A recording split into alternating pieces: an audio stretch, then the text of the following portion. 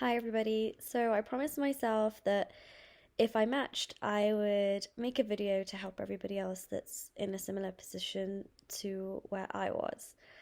So I'll just try and speak as candidly as possible and honestly as possible and tell you everything that I did from start to finish. I guess my journey started, went to med school in King's College London, as you might be able to tell from my accent. I graduated there in 2018, but definitely wasn't an easy journey for me. Um, from the beginning, I really had a lot of hiccups. I failed my first year exam, which I thankfully was able to resit, and then I passed it. Second year, I failed my OSCE. I believe fourth year, I failed my OSCE, and then fifth year, I failed my OSCE, and then I had to resit it, and um, I actually failed the resit, and then had to repeat the year. I mainly put a lot of that down to um, anxiety that I have, and especially anxiety around exams. I would go into the exam and feel like I know everything, but just the pressure of being watched and being under that kind of pressure was just really difficult for me. So by the end of medical school, I was feeling very underconfident about my abilities. I really felt as though, um, yeah, I was kind of the bottom of the pack. I hadn't very performed very well throughout the whole time, and so I was pretty apprehensive about starting work and being a doctor. I have to admit as well, I think that, being in London and was a lot of things going on. I was very involved with a lot of activities, church activities and extracurricular activities, and I don't think that I put my full self into my studies, and so I do have to take ownership of that as well. So fast forward, I end up meeting my husband on some of my electives abroad, and he's actually American, so that's how I ended up taking this USMLE journey. So when I started work, I was already dating my husband, so I began studying for the USMLE, but I was also working full time, so it was very much a side thing. So whenever I just had time, maybe at lunchtime or if it was a quiet day or maybe after work, then I would go to the library for a couple of hours or um, just whenever I could catch a little bit of time in the evening. But as you can imagine, it wasn't easy to study full time for it because I was also working, and it's very tiring to work full time and also trying to study. So that's kind of how I started. I had gotten advice from some other American friends that one of the best things to kind of start off doing was to listen to the Pathoma videos and then annotate the first aid book. So that's what I started off by doing. And can I just say, the first aid book is definitely very intimidating for somebody that is not familiar with the curriculum or the subjects that were being taught. Because obviously, I graduated from a good university, but the curriculum just has very little overlap with what the USMLE is expecting you to know. So I did that while I was working. So that was for 2 years, very slowly, kind of going through Pathoma, annotating. And towards the end of that 2 years, I bought UWorld. So probably around August 2020. And I'd started studying a little bit more heavily. I wanted to kind of get a little bit of familiarity with the material before buying UWorld, just because it is a bit of an expensive purchase. So I purchased a year subscription, and at that time I was actually finishing work in about a month or so, so I was ready to kind of put myself into it a little bit more. So I finished my foundation training, which is 2 years in the UK, and I got married shortly after that. At that point, I actually began studying full time. So every day I would do a block of UWorld.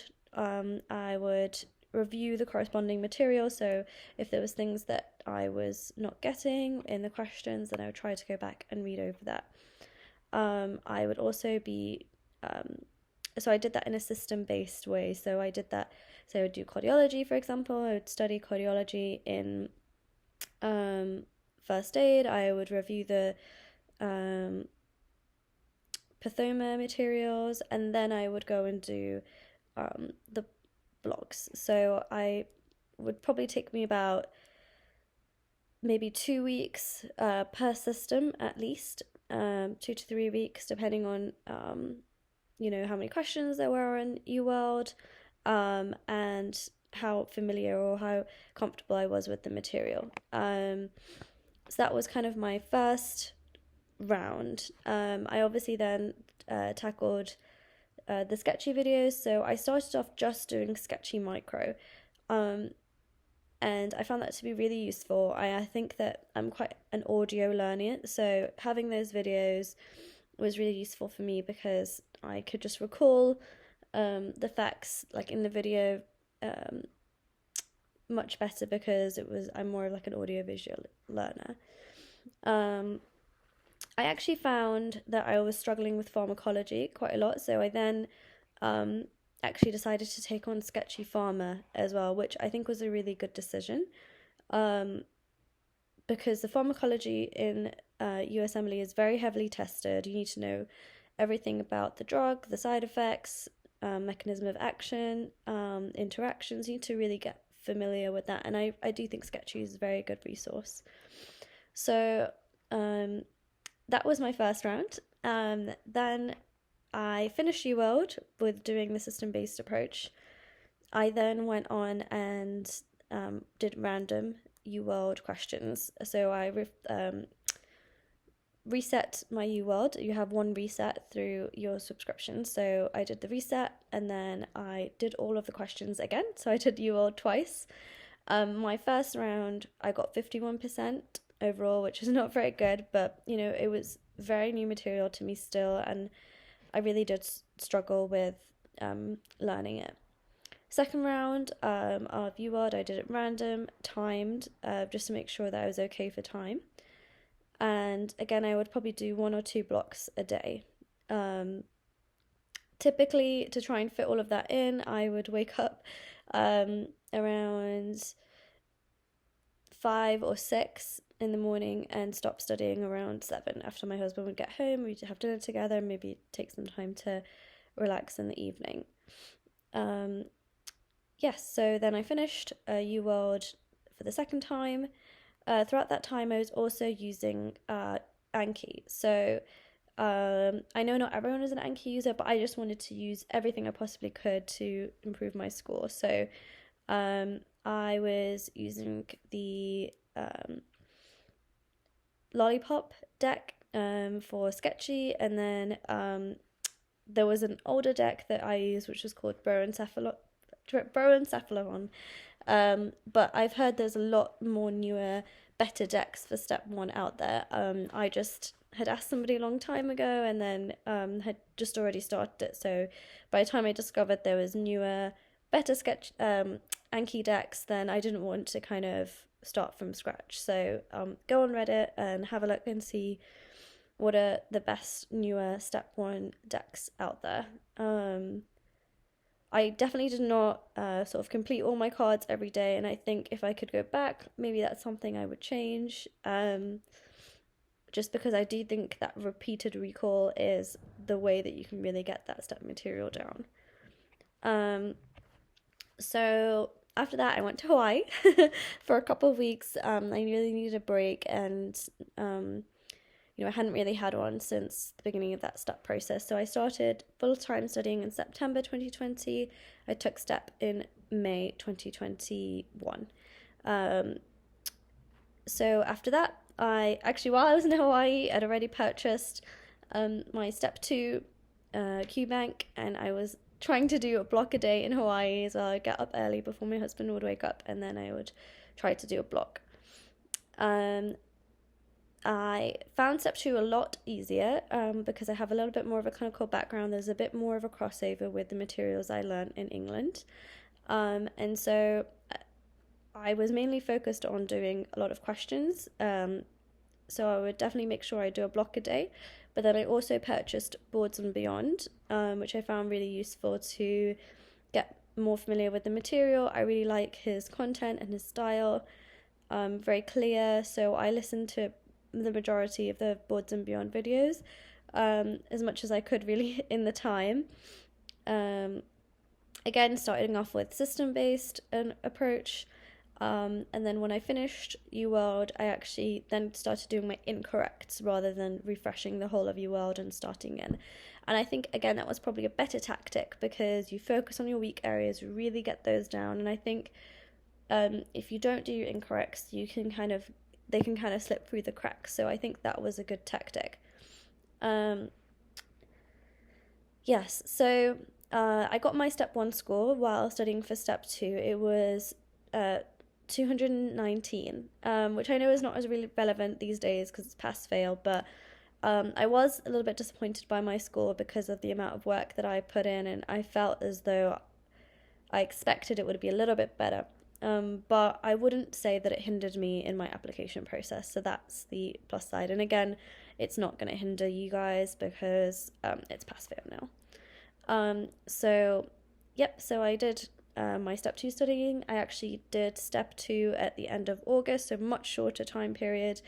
And again, I think that's because I had a really good foundation of Step 1 knowledge, which I think really helps with Step 2. I think some mistakes that people make sometimes is that they want to have a break between Step 1 and Step 2, and so they end up forgetting a lot of the Step 1 material. And it's really a lot of Step 2 questions go back to Step 1, so you kind of are maybe hindering yourself a little bit there.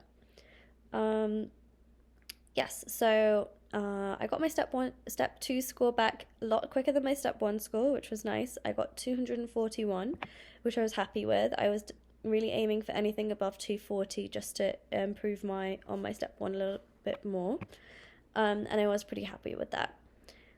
So while I was studying for Step 2, it was a really busy time because it was very close to the application opening, which was at the end of September.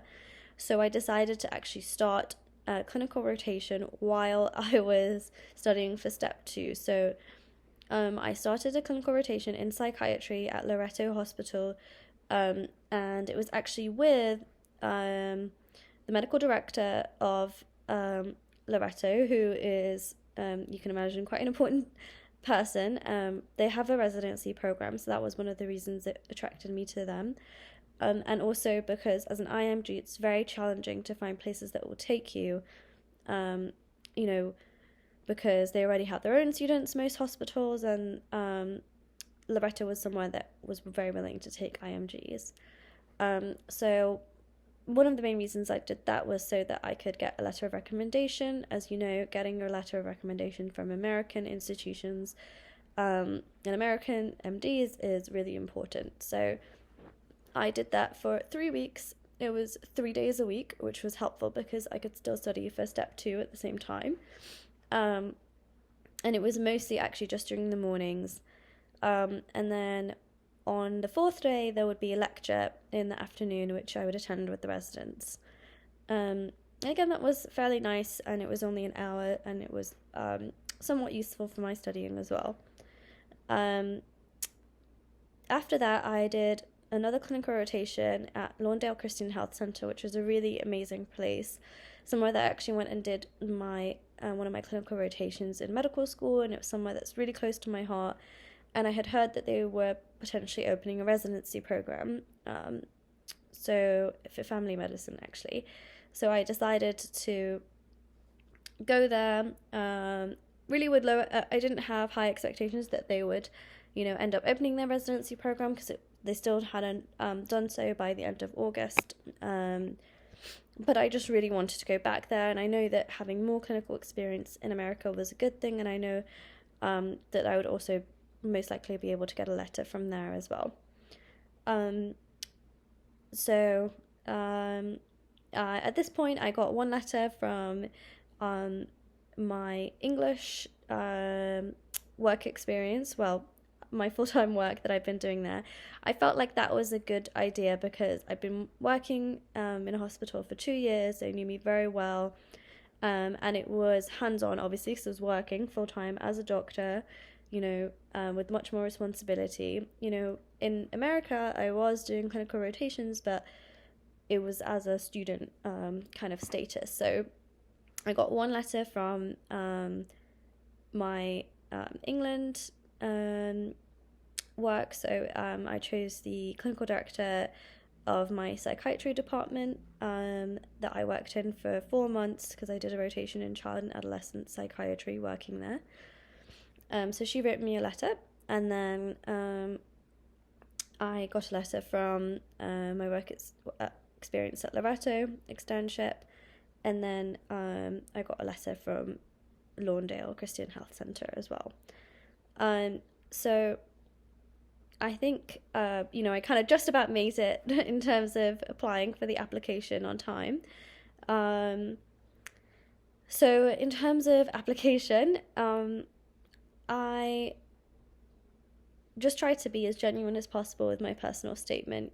For me,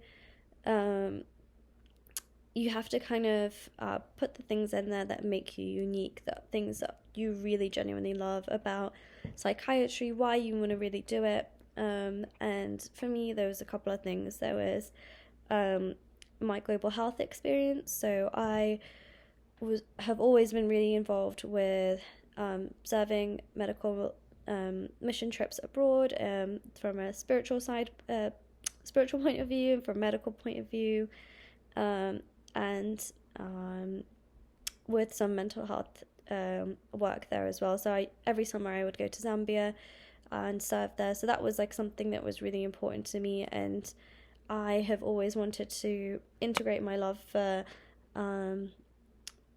serving abroad and working with the poor with also my love of psychiatry. So I talked about wanting to do global mental health in the future, and then also how spirituality is very important to me. I have a relationship with God, and throughout this whole process, God has been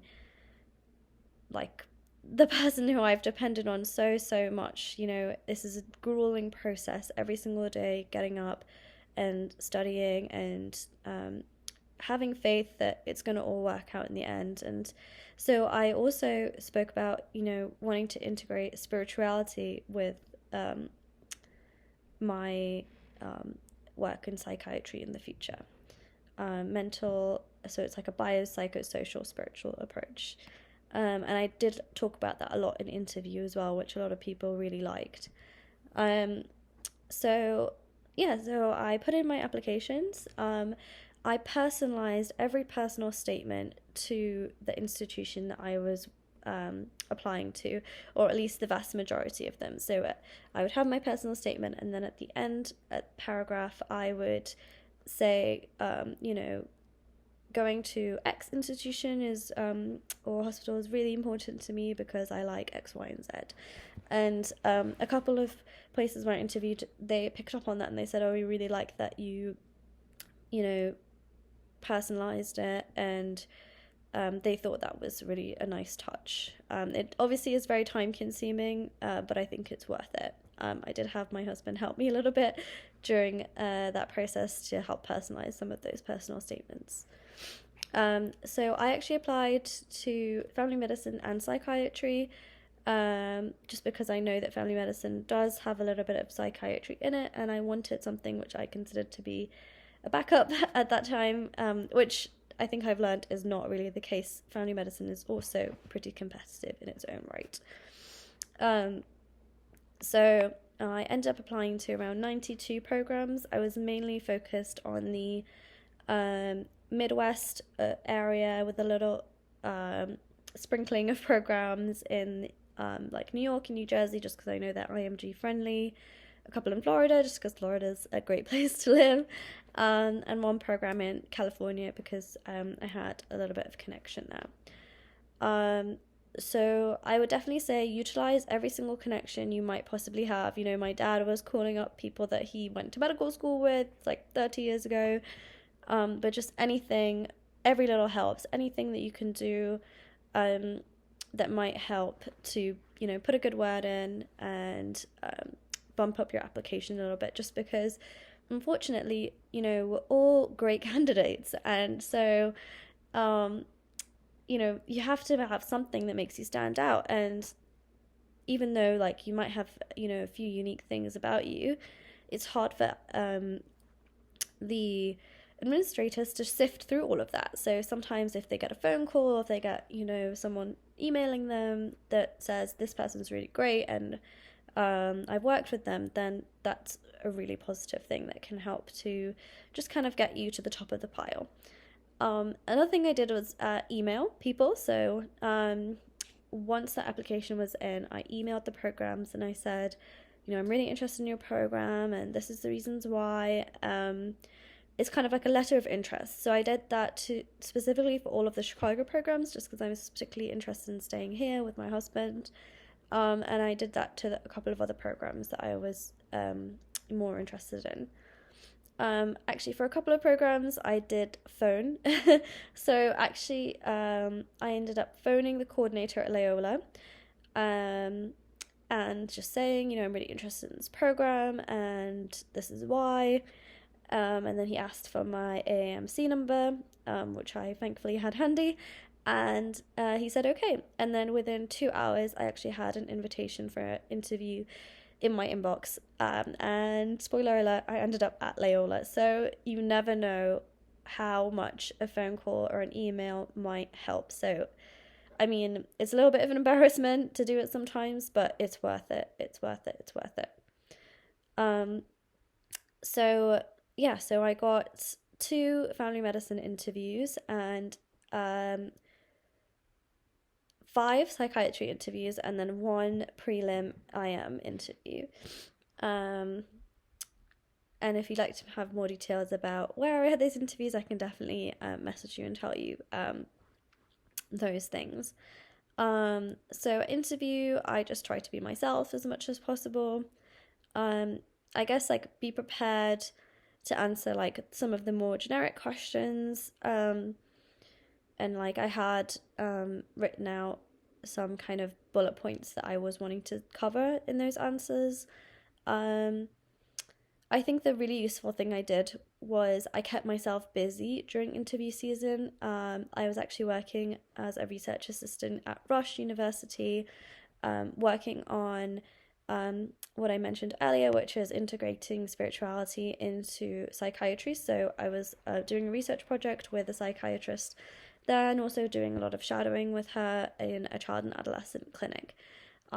So I think having that was really nice because at interview they always asked me what I was doing these days, and I think that's because I knew I'd graduated, and so it's really nice to have something to say, because I can imagine it would have been very awkward if I was just saying, well, I'm just doing interviews and that's it. Like, I think they want to see that you're being proactive, that you're filling your time and doing things that are going to keep up your clinical skills and other skills so that you're ready for residency, which is understandable, I think. So my interviews were quite spaced out, and throughout that time, which was 4 months, I was doing this kind of shadowing / volunteer work at Rush. After that, I had, so that was end of February now. I went back to England to see my family for 2 weeks, and came back literally the day before the match. My husband actually made sure that he had the day off during the match, and we opened the email together and I matched, which was great. He's actually texting me right now. And then obviously a few days later I found out I'd matched at Loyola, which was my second choice. I'd put Rush first, but I was still super duper happy because my goal was to match in any psychiatry program in Chicago, which I achieved. So I just want to also say, which is really important, that having support is so key in this process. My husband was a massive support to me. He would study with me after he came back from work. He would go through any questions that I was finding difficult. Um, my parents were also very supportive. They're both doctors, which is quite helpful. And they also would help me with questions sometimes. I have a very strong community that I'm part of in a church. So I always would go to church on Sunday, no matter how busy I was or how much I was studying. And having that community was really, really key. And then obviously, I just want to thank God for this whole process. Like, who would have thought somebody that was basically a failure throughout medical school would end up matching in a university program in a very competitive area of Chicago? And I really think that's all His grace and His kindness that He gave me the strength and the ability to do everything that I needed to do to get to this point, and to just give me grace in the eyes of those people. So I really just want to encourage you all to say that no matter how much you think you're at the bottom of the pack and how difficult this process can seem and how overwhelming it is, how many steps there are, it is very, very possible. If I can do it, then you can do it. And, if anyone would like any help or any specific questions, then please let me know. I would be happy to answer them as best as I can within the limitations that I'm allowed, because I know that things like revealing interview questions are not specifically allowed. But so thank you so much for listening. I hope this was useful. And yeah, good luck and God be with you guys. Bye.